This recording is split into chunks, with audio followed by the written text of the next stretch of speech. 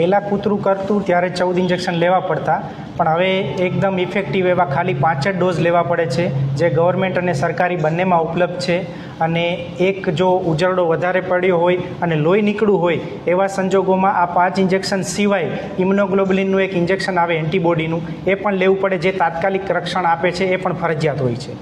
હવે કૂતરું સાદું હોય કે કૂતરું હડકાયું હોય, ઇન્જેક્શન હડકવાના જ આવે છે. અને હડકવા હોય એ જીવલેણ છે. 100% મેડિકલ સાયન્સમાં જીવલેણ બીમારી હોય તો એક હડકવા છે. અને હડકવું થાય એટલે માણસ 3-4 દિવસમાં જ મૃત્યુ પામે છે. એટલે આ રસી ફરજિયાત લેવી છે.